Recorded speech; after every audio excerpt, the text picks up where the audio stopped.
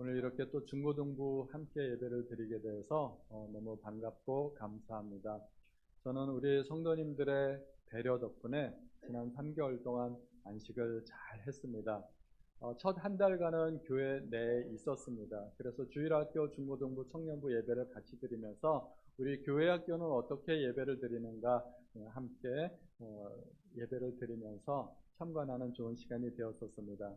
둘째 딸은 아내와 함께 송도 내 여러 교회를 탐방하는 또 기회가 있었습니다. 그래서 둘째 딸 마칠 무렵 우리 교회 말씀을 인도해 주신 김강현 목사님께 감사 인사로 전화를 드렸었습니다. 그랬더니 김강현 목사님께서 안식월이신데 어떻게 지내시나요? 하고 물으시길래 제가 저는 요즘 사탄처럼 지내고 있습니다 하고 대답했습니다. 그게 무슨 말인가 하고 벙 쪄가지고 의아해 하시더라고요. 그래서 제가 여기저기 두루 다녀보았나이다 하고 대답을 했죠. 그랬더니 막 웃으시더라고요. 정말 제가 궁금했던 여러 교회들을 다녀보면서 탐방할 수 있었던 좋은 기회가 되었습니다. 마지막 한 달은 연로하신 아버님을 모시고 제가 동네에 가까운 교회를 다녀보았습니다. 예배 마치고 근처에 가까운 맛집에 가서 아버님 모시고 함께 식사도 하고, 그래서 모처럼 만에 아버님과 함께 지낼 수 있는 시간이 되어서 굉장히 좋았습니다. 3개월 동안에 여러 교회를 다녀보았지만 제게는 역시 우리 교회가 가장 좋은 교회였고 저에게는 가장 소중한 교회였습니다. 성도님들 생각도 많이 났고 그동안 저에게 있어서 우리 교회가 얼마나 소중한 교회였는지를 다시 한번 생각할 수 있는 좋은 계기가 되었습니다. 우리 성도님들께 정말 감사드립니다. 몇 주 전에 강성영 선교사님으로부터 선교 편지가 왔습니다. 에티오피아에 인접한 투르카나의 접경지대에서 한 청년이, 그러니까 투르카나의 청년인데 에티오피아로 넘어가서 소를 훔쳐가지고 달아나다가 총격전이 발생했고 사망하는 사건이 발생했다는 것입니다. 아직도 중앙정부의 힘이 미치지 않는 곳이라서 이렇게 부족 간의 분쟁이 끊이질 않고, 그렇게 되면 선교 활동에 어려움이 많기 때문에 선교 활동에 지장이 없도록 안정을 위해서 기도해 달라는 그런 내용이었습니다.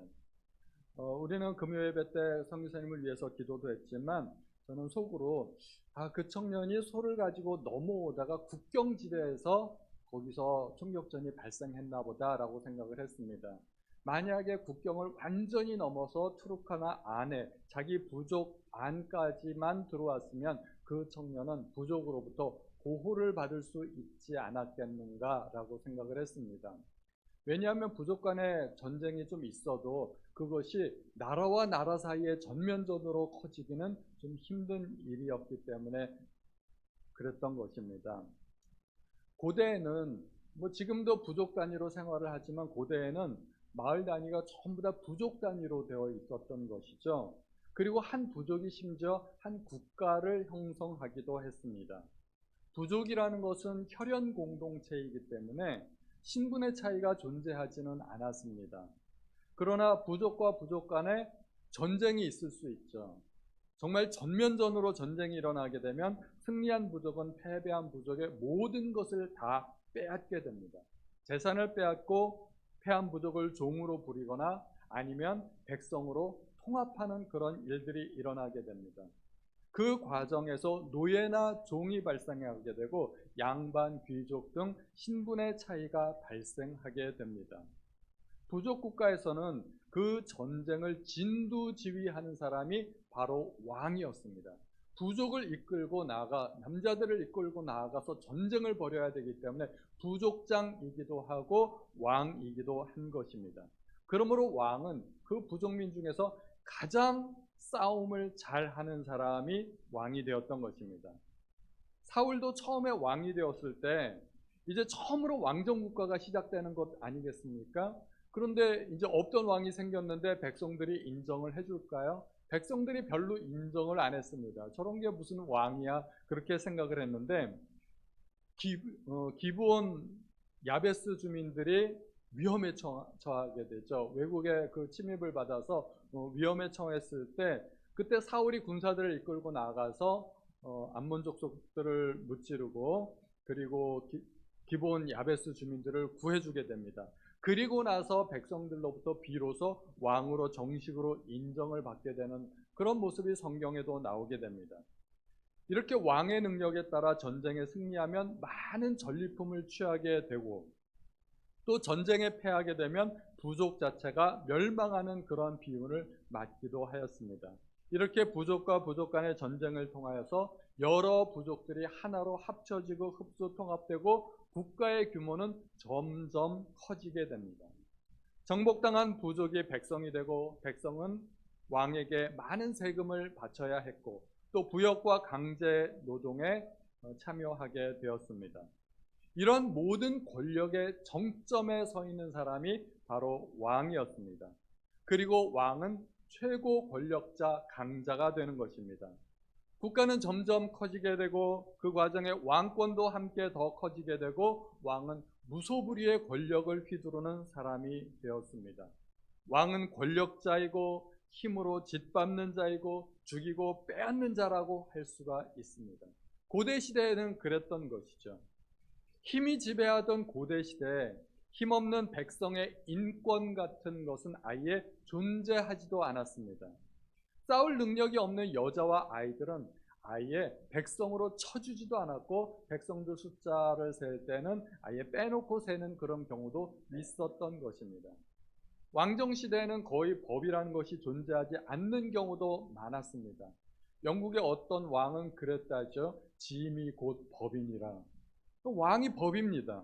왕의 말이 곧 법이고, 분쟁이 생겼을 때 왕이 판결을 하면 그것이 바로 재판이 되었습니다. 이렇게 왕이 거의 신적인 권위를 휘두르기 때문에 왕의 주변에는 정적들이 많을 수밖에 없었습니다. 그래서 왕은 특별히 자기 신변을 보호하고 자기 안전을 도모하기 위해서 자기가 먹는 음식마저도 자기가 먹기 전에 누군가 대신해서 한번 먹어보도록 시키는 그런 신하들도 두게 되었던 것입니다. 그래서 포도주를 맡은 관원, 빵 맡은 관원, 이런 것들이 생기게 되는 것이죠. 또 부왕으로부터, 자기 아버지로부터 왕위를 계승한 경우가 아니라면 왕조가 바뀌는 거죠. 그러면 새로운 왕은 선 왕의 일가 친척들을 모두 멸족해서 또 다른 복수의 씨앗을 남겨두지 않아야 했습니다. 오늘 성경에서도 그러한 모습이 나오죠. 아도니아가 왕이 되려고 했습니다. 아도니아가 왕이 되려고 하자 나단이 위협을 느끼고 밧세바를 찾아갑니다. 그리고 이렇게 이야기합니다. 1장 12절에 이제 내게 당신의 생명과 당신의 아들 솔로몬의 생명을 구할 계책을 말하도록 허락하소서. 아도니아가 왕이 되려고 하자 뭔가 심상치 않은 분위기를 느낀 나단이 밧세바를 찾아가서 이러고 가만히 있다가는 밧세바 당신과 솔로몬이 죽게 됩니다 하고 조언을 드렸던 것이죠.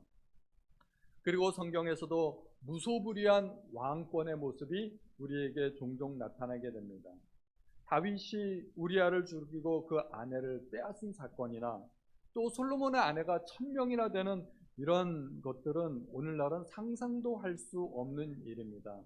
그리고 또 다윗이 늙고 병약해지자 신하들은 아비삭이라고 하는 아리따운 처녀를 구해 왕의 수발을 들고 잠자리 시종을 들게 했는데, 그것도 왕권의 단면을 보여주는 모습입니다. 다윗이 아내가 없어서요.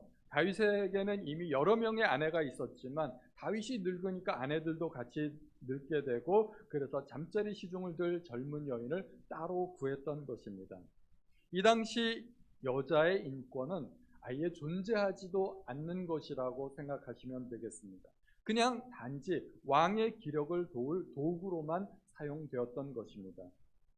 그러나 그것이 하나님이 정말 원하시는 하나님 나라의 모습일까요?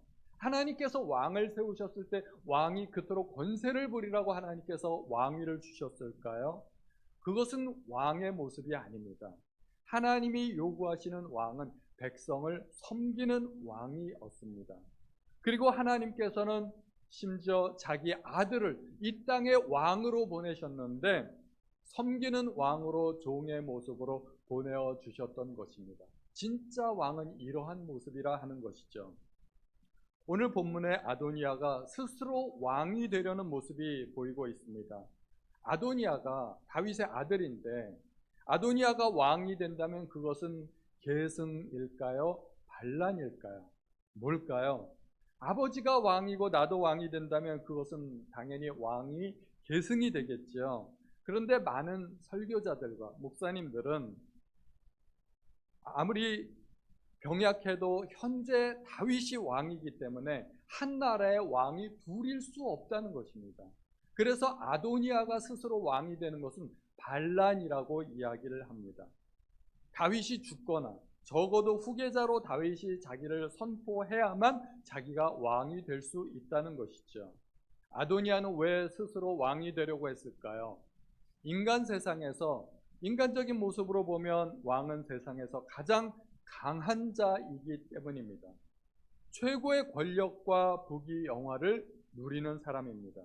아도니아는 강자, 으뜸이 되고 싶었던 것입니다. 아도니아는 왕이 될 만한 여러 가지 자격이 있었습니다.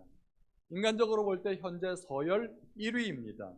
그는 다윗의 넷째 아들로 태어났지만 첫째 암논은 압살롬에게 죽었고 셋째 압살롬은 요압에게 죽었고 둘째 길르앗은 태어났단 말만 있지 어디론가 사라져 없어져 버렸고 그러니까 사실상 아도니아가 실세라고 할 수 있는 것입니다.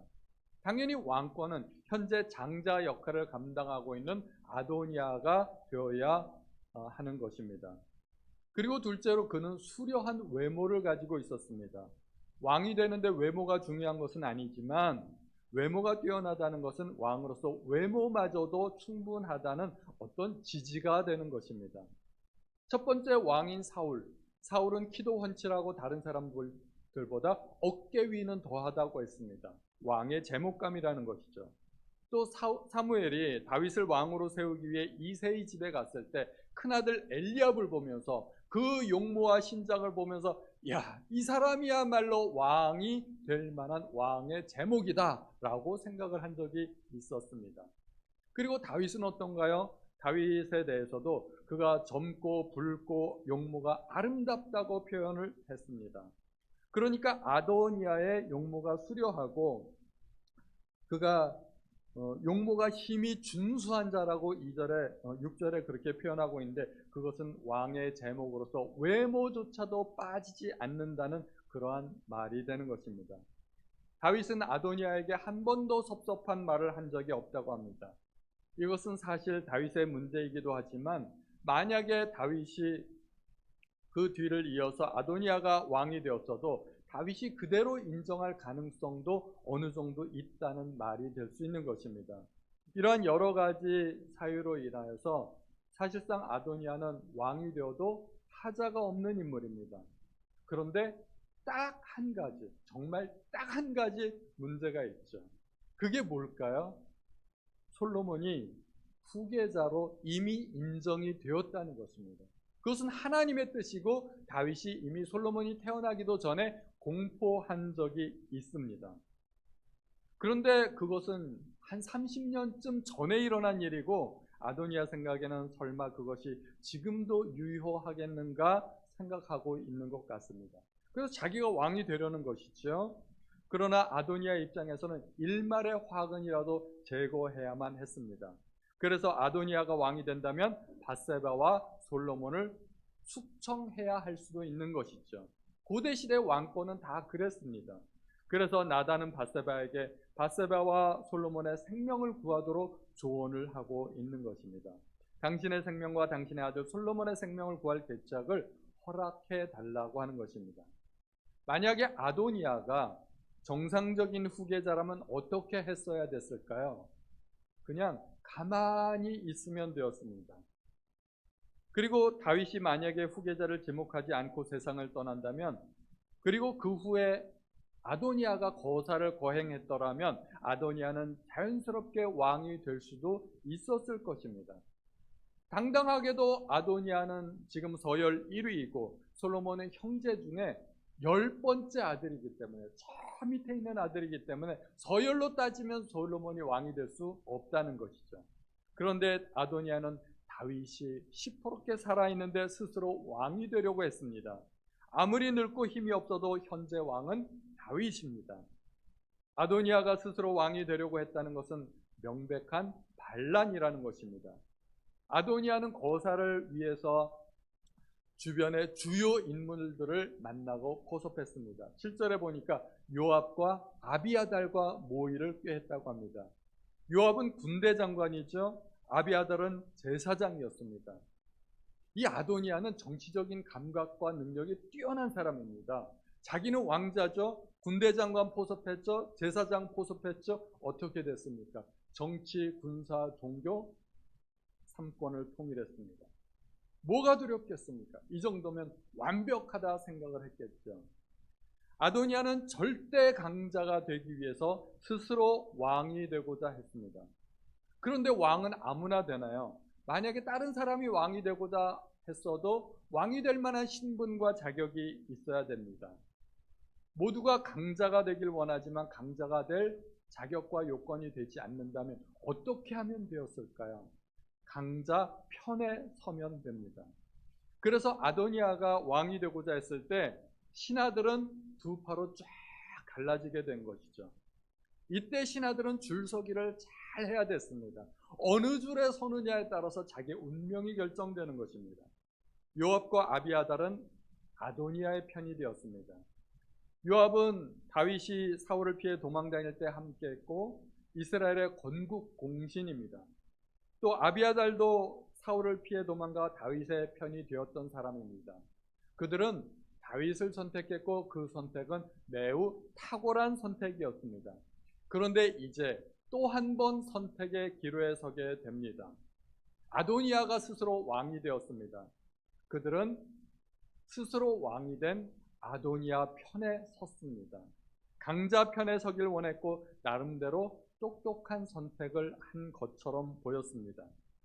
한편 아도니아 편에 서지 않은 사람들도 있죠. 사도 브나야, 나단, 시므이, 레위, 이러한 사람들은 아도니아 편에 서지 않았습니다. 아도니아가 스스로 즉위식을 거행했을 때 그들은 초청되지도 않았습니다. 초청되었어도 아마 안 갔을 것입니다. 서로가 잘 알고 있는 거예요. 초청도 안 했고 초청했어도 안 갔고 서로 노선이 다르다는 것을 서로 잘 알고 있는 사람들입니다. 아도니아가 스스로 왕이 되었을 때 대세는 그리로 흘러가는 듯 했습니다. 그러나 대세를 따르지 않고 묵묵히 기다리는 사람들이 있었던 것입니다. 그들은 줄서기를 하지 않는 사람들입니다. 줄서기를 한다는 것은 인간적인 끈을 댄다는 것이고 하나님의 뜻과 방법을 고려하지 않는다는 것입니다. 아도니아는 왕이 될 만했고 아도니아가 왕이 되었을 때 대세는 이미 일단은 결정이 되었던 것입니다. 아도니아를 따르지 않는다는 것은 단지 생각이 다르다는 것이 아닙니다. 단순히 선택이 달랐다는 것이 아니라 그것은 목숨을 건 위험한 일이 될 수도 있었습니다. 왜냐하면 아도니아가 왕이 되면 아도니아를 반대하던 사람들은 어떻게 됩니까? 정치적인 숙청을 당할 것이 뻔한 일이기 때문입니다. 그러나 그들은 하나님의 뜻을 알았던 사람들입니다. 하나님께서 이미 나단 선지자를 통해서 예언했고 다윗이 선포했고 하나님의 뜻이 분명하기 때문에 앞으로 솔로몬이 왕이 될 것이라고 믿었고 그 믿음에 따라서 행동했던 사람들입니다. 현실은 그렇지 않지만 인간적으로 보면 압살롬이 죽고 그 셋째 압살롬이 죽고 났을 때 넷째인 아도니아가 당연히 왕이 계승이 되는 것이 마땅했겠지만 하나님의 뜻은 그렇지 않았다는 것입니다. 인생은 수많은 선택의 연속입니다. 특별히 줄서기 할 때 어느 줄에 설 건가는 매우 중요합니다. 내가 붙들고 있는 이 줄이 튼튼한 동아줄인지 썩은 동아줄인지 그거를 알아야 된다는 것이죠. 뭣도 모르고 썩은 동아줄에 매달렸다가 뚝 끊어지면 인생 망가지는 거 아니겠습니까? 줄을 잘 잡아야 됩니다. 세상 사람들의 선택의 기준은 뭔가요? 돈입니다. 돈이 되느냐 안 되느냐, 나에게 유리한가 불리한가, 오직 그거 하나만 봅니다. 그래서 논어에 보면 공자께서 말씀하시기를 군자 유어의, 소인 유어이라고 말을 합니다. 군자는 옳은 것을 따르고 소인은 이익을 따른다는 말입니다. 그리스도인은 무엇을 따라야 할까요? 그리스도인은 하나님의 뜻을 따라야 합니다. 하나님의 뜻이라면 내게 손해가 되어도 감수하겠다는 의지와 결단이 있어야 된다는 것입니다. 사람들은 강자 편에 줄서기 하려고 합니다. 그리고 할 수만 있다면 자기가 스스로 강자가 되려고 합니다. 민주주의 국가에서 최고 강자는 누구일까요? 대통령입니다. 마땅히 대통령이죠. 그리고 누가 대통령이 되느냐에 따라서 정치인들의 운명이 갈립니다. 그리고 심지어 기업가들도 운명이 갈리기도 합니다. 저는 요즘 우리나라 정치계를 보면서 막연한 상상을 한번 해보았습니다. 만약 지난번 대통령 선거 때 이재명 후보가 대통령이 되었더라면 지금의 정치 상황은 아마도 많이 달라지지 않았을까? 정말 많이 달라졌을 것입니다. 지금 일어나는 상황은 절대 일어나지 않았을 것이라고 생각이 됩니다. 자, 아도니아가 스스로 왕이 되고자 했는데 중요한 것은 결론이죠. 어떻게 되었을까요? 사필 규정 모든 일은 결국 옳은 대로 흘러가게 되어 있습니다. 왕을 누가 세우나요? 왕의 운명을 누가 결정하나요? 하나님이십니다. 아도니아가 스스로를 높였고 스스로 왕이 되었지만 솔로몬을 왕으로 세우신 하나님의 언약이 결국 이루어지고 말았습니다. 상황과 현실은 거꾸로 돌아가는 것 같고 하나님의 약속이 제대로 이루어지지 않는 것 같아도 시간이 지나니까 솔로몬이 왕이 되었습니다. 하나님의 뜻대로 되었고 하나님이 약속하신 대로 이루어졌다는 것입니다. 그것이 바로 믿음입니다. 우리는 모두 강자가 되길 원하지 않습니까? 선거 때 보면 왜 다들 그렇게 대통령이 되고 싶어하고 국회의원이 되고 싶어합니까? 그들이 강자이기 때문입니다. 그들에게 힘이 있어 보이기 때문에 그렇습니다. 그런데 현직 대통령이 퇴임한 이후에 재판을 받고 감옥에 가는 일이 종종 있습니다. 우리가 정치 현실에서 많이 보아왔던 일들입니다. 왜 그렇게 되었습니까? 한때는 강자였는데 퇴임하고 나니까 약자가 되었다는 것입니다. 힘을 잃었다는 것입니다. 강자일 때는 당하지 않은 일도 약자가 되니까 당하는 경우가 종종 생기더라는 것입니다. 그래서 사람들은 힘을 원하고 강자가 되기를 원하는 것입니다. 우리는 왜 부자가 되기를 원할까요? 부자도 강자이기 때문입니다. 부자라면 은행 금리 비교해 가면서 이리저리 대출 알아볼 필요도 없고 자기가 원하는 것은 얼마든지 할 수도 있습니다. 자녀 교육 문제, 심지어 건강 문제, 노후 문제 모두 어느 정도는 돈으로 다 해결할 수 있습니다. 지위와 권세도 능력이지만 재물도 권세가 될 수 있고 능력이 될 수 있다는 것입니다. 그래서 세상 사람들은 힘과 능력을 원하고 지위를 원하고 돈을 원하는 것입니다. 그런데 우리에게는 강자가 되는 것보다 힘과 능력을 얻는 것보다 훨씬 더 중요한 일이 있습니다. 하나님께서 허락하신 능력을, 하나님께서 내게 주신 능력을 하나님을 위해서 사용할 수 있는 마음입니다. 세상 사람들은 왜 강자가 되고 싶어 합니까? 왜 힘을 원합니까? 그 힘을 자기를 위해서 사용하고 싶은 것입니다. 사람들 위해 군림하고 싶어 하는 것입니다.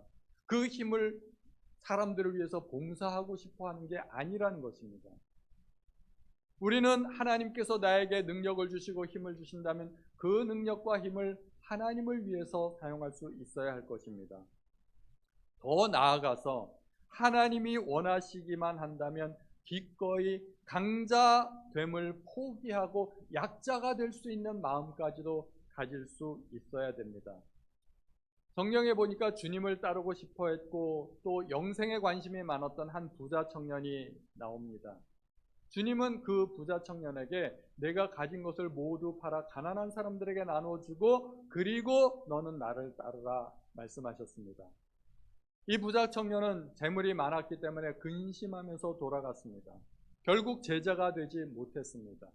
일개 어부였던 베드로는 그 이름을 모르는 사람이 없을 정도로 온 세계 사람들이 다 알고 있는데 이 청년은 이름이 뭔지 성경에 기록조차 되지 않았습니다. 이 청년은 부자였는데 자기가 이미 강자인데 약자가 되고 싶지 않았던 것입니다. 자기가 가지고 있는 힘과 권세를 놓치고 싶지 않았던 것입니다. 그러나 하나님의 뜻은 무엇일까요? 하나님은 약자를 들어서 사용하십니다. 고린도전서 1장 27절과 28절을 다 같이 한번 읽어보겠습니다. 시작. 일어난 것들을 택하사 지혜 있는 자들을 부끄럽게 하려 하시고 세상의 약한 것들을 택하사 강한 것들을 부끄럽게 하려 하시며 하나님께서 세상의 천한 것들과 멸시받는 것들과 없는 것들을 택하사 있는 것들을 패하려 하시나니. 아멘. 하나님께 쓰임받는 사람은 강자일까요? 약자일까요? 약자입니다. 놀랍게도 하나님은 강한 사람을 쓰시지 않습니다. 그런데도 우리는 강한 사람이 되고 싶어요. 저도 강자가 되고 싶은 마음이 있습니다. 제가 명색이 목사인데도, 그런데도 제 속에는 세상에서 성공하고 싶고 부자 되고 싶고 보란듯이 살고 싶은 그 욕망이 제 속에 또아리 틀고 있는 걸 부인할 수가 없다는 것입니다. 저도 능력이 많고 싶고 유능한 사람이 되고 싶습니다. 능력이 나쁜 것이겠습니까? 능력은 결코 나쁜 것이 아닙니다. 그런데 능력은 매우 위험합니다. 너무너무 위험한 것이기 때문에 하나님께서 아무에게나 그 능력을 주시지 않는다는 것입니다. 하나님께서 한때 능력을 주신 사람들이 어떻게 되었나요? 솔로몬 그 능력 때문에 망한 사람입니다. 삼손 그 힘 때문에 망한 사람입니다. 그래서 하나님은 바울을 들어 쓰시고 싶어 했는데 바울도 능력이 많으니까 바울을 약하게 하기 위해서 그 몸에 가시를 주었던 것입니다. 하나님의 능력은 약한 사람에게서 온전하게 되는 것입니다. 우리는 능력을 원하고 강자가 되길 원하지만 차라리 약자가 되어서 주님을 더 의지하는 것이 훨씬 더 훌륭한 일입니다. 이번 추석 연휴 기간 동안에는 새벽 예배가 없었습니다. 그런데 권사님 한 분이 마치 새벽 예배가 있는 것처럼 변함없이 늘 정해진 시간에 오셔서 매일 기도하시는 것이었습니다. 주일날도 아침에 새벽에 와서 기도하시고 돌아가는 모습을 매주 보게 됩니다. 이번 추석날 새벽에 권사님하고 얼굴이 마주쳤기에 제가 한번 질문을 드려봤습니다. 권사님, 어떻게 이렇게 하루도 빠짐없이 매일 기도할 수 있으세요? 그 권사님께서 주시는 대답이 이렇습니다. 간절하기 때문에 기도 안 할 수가 없어요. 저는 그 말에 전율을 느꼈습니다. 그 권사님이야말로 정말 영적인 강자라는 생각이 들었습니다.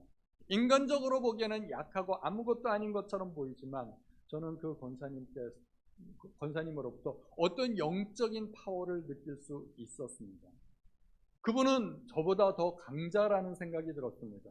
하나님께 매달리기만 하면 하나님의 능력이 내 능력이 되기 때문입니다. 하나님 앞에 매달리는 것, 그거보다 더 강한 능력, 더 강한 힘이 있을 수 있을까요? 우리는 주님이 원하신다면, 그리고 주님을 위해서라면 기꺼이 약자가 될 수 있고, 또 주님의 뜻이라면 강자 편에 서기보다는 정직하고 의로운 편에 설 수 있어야 합니다. 줄서기 할 때 줄을 잘 서야 합니다. 하나님의 뜻이 어디에 있는지 분별해야 합니다. 세상에 줄을 댈 것인가, 하나님께 줄을 댈 것인가. 믿음이란 현재 상황만을 바라보고 유불리를 따지는 것이 아니라 하나님의 뜻이라면 현재 상황과 상관없이 나의 뜻을 하나님의 뜻에 맞추는 것입니다. 현실을 바라볼 것이냐, 하나님의 약속을 바라볼 것이냐. 아도니아에게 줄 서지 않은 사람들은 미련한 것처럼 보입니다. 현실 감각이 없는 것처럼 보입니다. 도대체 실세가 누구인지도 분별하지 못하는 사람들처럼 보였습니다. 만약에 아도니아가 그대로 왕이 된다면 그들은 정치적인 숙청을 당할 수도 있었습니다. 이것은 단순히 줄서기의 문제, 출세의 문제가 아니라 목숨을 건 모험이었다는 것입니다. 믿음은 언제 나타날까요? 믿음은 선택의 기로에서 나타납니다. 좋을 때는 우리의 믿음이 드러나지 않는 것이죠. 무엇을 선택할 것인가? 하나님의 뜻이 어디에 있는가? 우리가 주님을 따르는 사람이라면 주님이 선택한 기준으로 우리도 선택할 수 있어야 될 것입니다. 주님은 스스로 강함을 포기하셨습니다. 그리고 약함을 선택하셨습니다. 하늘의 모든 권세와 영광을 버리고 이 땅에 종의 모습으로 오셨습니다. 배고프실 필요가 없었는데 배고파하셨고, 목마르실 필요가 없었는데 목말라 하셨고, 피곤하실 필요가 없었는데 너무너무 피곤해서 그 풍파가 몰아치는 그 배 안에서 곤히 잠들어 계셨던 것입니다. 우리도 주님을 본받아 스스로 약함을 선택하실 수 있는 성도님들 되시기를 바랍니다. 나의 능력을 어디서 찾을 것인가요? 내가 강하게 되기보다는 오히려 강하신 하나님을 의존하시는 우리 모든 성도님들 되시기를 예수님의 이름으로 축원드립니다.